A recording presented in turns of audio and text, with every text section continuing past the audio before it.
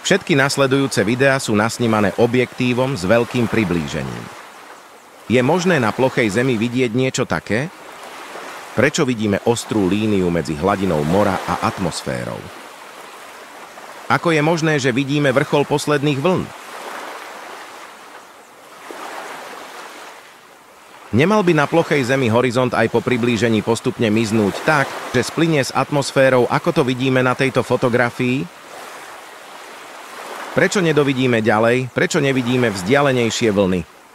Môže za to perspektíva alebo refrakcia? Alebo to bude tým, že Zem je guľatá a ďalšie vlny sú skryté za horizontom?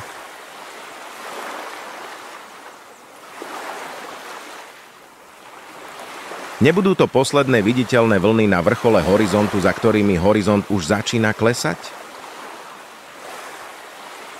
Priatelia, vyzerá to tak, že toto je jeden z mnohých dôkazov pre guľatú Zem.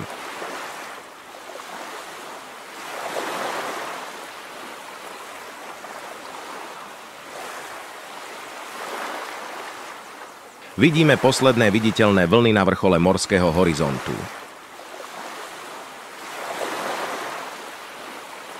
Vzdialenosť horizontu sa odvíja od toho, ako vysoko nad hladinou mora je pozorovateľ a aké sú poveternostné podmienky, teplota, tlak, vlhkosť vzduchu a znečistenie ovzdušia.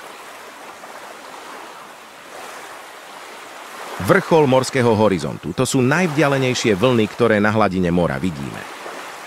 Všimnite si, že malý motorový čln je zhruba vo vzdialenosti horizontu. Veľká loď v pozadí je ďalej za horizontom. Preto jej značnú spodnú časť nevidíme.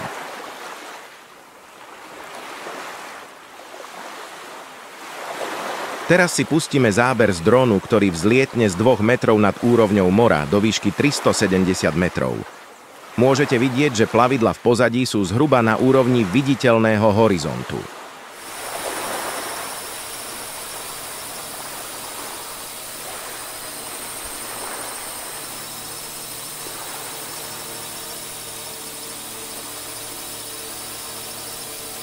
Teraz si všímajte, ako so stúpaním dronu do výšky sa horizont postupne vzdiaľuje.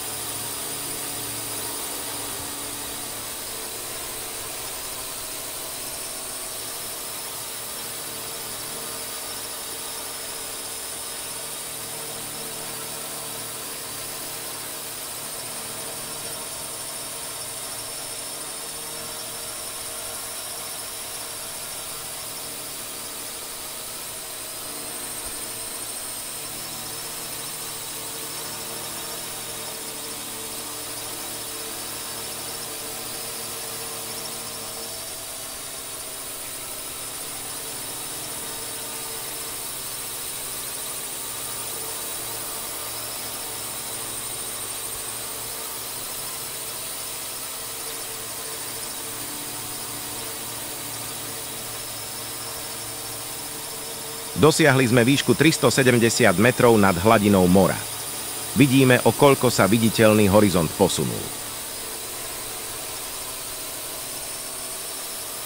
A znova klesáme z výšky 370 metrov na úroveň 2 metrov nad hladinou mora.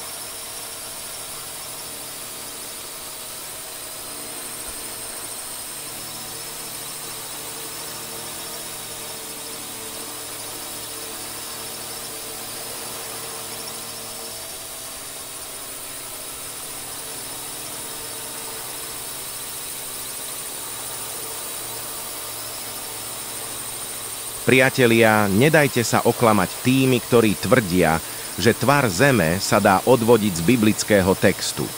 Nie je to pravda. Biblia sa tvarom zeme nezaoberá. Boh nás obdaril rozumom, aby sme na to prišli sami.